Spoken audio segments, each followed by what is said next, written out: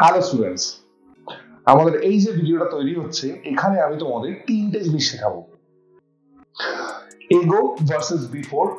এগো মানেও আগে, বিফোর মানেও আগে, তাহলে দুজনের মধ্যে ডিফারেন্স কোথায়? হোয়াইল আর ডিউরিং, এদের মানেও মোটামুটি সেমই হয়, কিন্তু এদের গ্রামারে ডিফারেন্স আছে। থার্ড হচ্ছে টু আর টুয়ার্ড বা টু ওয়ার্ডস। টু আর টুয়ার্ডস মানে অলমোস্ট সেমই হয়, কিন্তু এখানেও একটা ছোট্ট ডিফারেন্স আছে। তো এই জিনিসগুলো, এই ডিফারেন্স গুলো আজকে তোমাদের এই ভিডিওতে আমি বোঝাবো, যেগুলো তোমাদের রাইটিং এর ক্ষেত্রে এবং স্পোকেন ইংলিশে কথা বলার সময় অনেক হেল্প করবে। তো দেখতে থাকো। ফার্স্টে আমরা যেটা শিখবো সেটা হচ্ছে টু আর টুয়ার্ডস এর মধ্যে যে ডিফারেন্সটা সেটা দেখবো।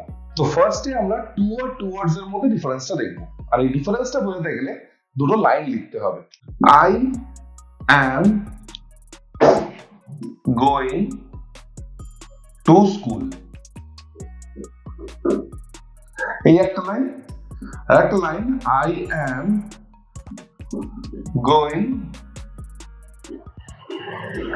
toward school, toward the school। দুটোর মানেই তো আমি স্কুলে যাচ্ছি, ডিফারেন্স কি হচ্ছে?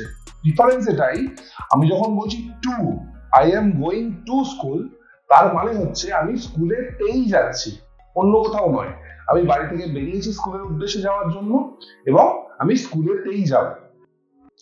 যখন টুয়ার্ড ইউজ করা হচ্ছে তার মানে হচ্ছে I am going toward the school, এটার মানে এটাই যে আমি স্কুলের জন্য তো বেরিয়েছি, স্কুলের দিকে তো বেরিয়েছি বাড়ি থেকে, কিন্তু স্কুলে যে যাচ্ছি তার কোনো গ্যারান্টি নেই।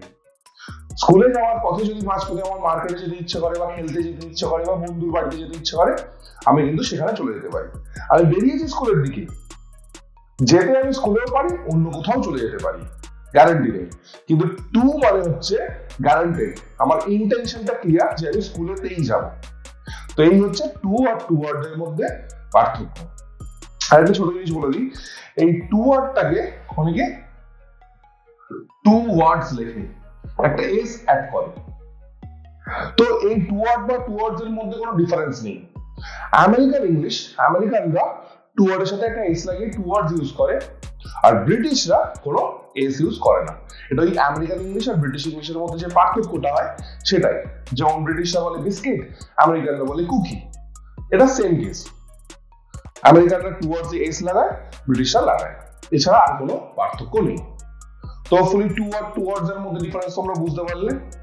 চলো এবার এগো আর হোয়াইল এর মধ্যে ডিফারেন্সটা বুঝে নিই। বিফোর আর এগো দুটোর মানেই হচ্ছে আগে, কিন্তু দুজনের মধ্যে একটু ডিফারেন্স আছে। বিফোর মানে কি? বিফোর হচ্ছে কখনো মানে দুটো ঘটনার মধ্যে কোনো ঘটনা আগে ঘটে গেছে, দুটো ঘটনার মধ্যে কোনো ঘটনা আগে ঘটে গেছে সেটা বোঝাতে আমরা বিফোর ইউজ করি। যেমন I had my breakfast before I sat down to study. I had my breakfast before I sat down to study. আমি পড়তে বসার আগে আমার ব্রেকফাস্ট আমি খেয়ে নিয়েছিলাম। দুটো ঘটনা ঘটেছে, একটা পড়তে বসেছি, দুই হচ্ছে কি আমি ব্রেকফাস্ট খেয়েছি। তো পড়তে বসার আগে আমি ব্রেকফাস্ট খেয়েছি। তো দুটো ঘটনার মধ্যে কোনটা আগে হচ্ছে? ব্রেকফাস্ট খাওয়া। তো এখানে যেহেতু দুটো ঘটনার মধ্যে একটা ঘটনাকে আগে বোঝানো হচ্ছে, একটা ঘটনা পরে বোঝানো হচ্ছে, তাই আগে বোঝানোর জন্য আমরা বিফোর ইউজ করেছি। যেমন I had breakfast before I sat down to study, যে আমার ব্রেকফাস্ট খাওয়ার আগে আমি পড়তে বসার আগে আমি ব্রেকফাস্ট খেয়েছিলাম।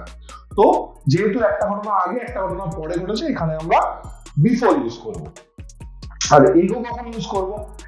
এগো হচ্ছে কোনো একটা কাজ কত সময় আগে, যে কোনো একটাই কাজ, কোনো একটা কাজ কত সময় আগে হয়েছিল সেটা বোঝানোর জন্য আমরা এগো ইউজ করি।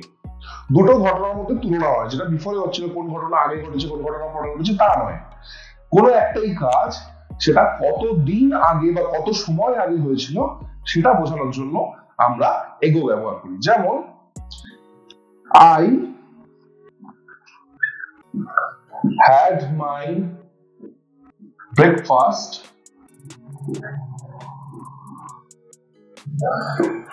about an hour ago. I had my breakfast about an hour ago. এখানে একটাই কাজ হয়েছে, ব্রেকফাস্ট খাওয়া হয়েছে এবং কতক্ষণ আগে কাজটা হয়েছে, 1 ঘন্টা আগে। তো কতক্ষণ আগে কোনো কাজ হয়েছে বোঝাতে আমরা এগো ব্যবহার করি, তাই এখানে আমরা এগো ইউজ করছি যে 1 ঘন্টা আগে আমি কাজটা করেছিলাম। কি কাজটা করেছিলাম? না, আমি ব্রেকফাস্টটা খেয়েছি। তো this is the difference between before and এগো। চলো এবার নেক্সট যেটা শেখাবো বলেছিলাম সেদিকে যাওয়া যাক। While versus during. What is the difference? So during and while, এই দুজনের মধ্যে ডিফারেন্স কোথায়? দুজনের মিনিং অলমোস্ট সেম, কিন্তু দুজনের গ্রামারে একটা ছোট্ট ডিফারেন্স আছে। while এর পর সবসময় ভার্ব ফলো করে, while এর পর একটা ভার্ব ইউজ করা হয়, আর during এর পর একটা নাউন ইউজ করা হয়। while এর পর একটা ভার্ব ইউজ করা হয়, during এর পর একটা নাউন ইউজ করা হয়। এক্সাম্পল দিই, ব্যাপারটা ক্লিয়ার হবে।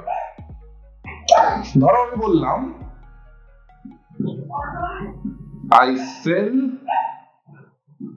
asleep while watching the movie. I fell asleep while watching the movie. মুভিটা দেখতে দেখতে আমি ঘুমিয়ে পড়েছিলাম। while রয়েছে, while এর পরে কি আছে? watching, that is a verb. বাইরে আমি বলতে পারি I fell asleep while I was watching the movie. এই যে was watching verb, তাহলে কি হলো? while এর পর সবসময় verb থাকে, কিন্তু during এর পর ভার্ব থাকে না, নাউন থাকে। যেমন এই লাইনটাকে আমরা ডিউরিং ইউজ করে কিভাবে লিখবো দেখো। I fell asleep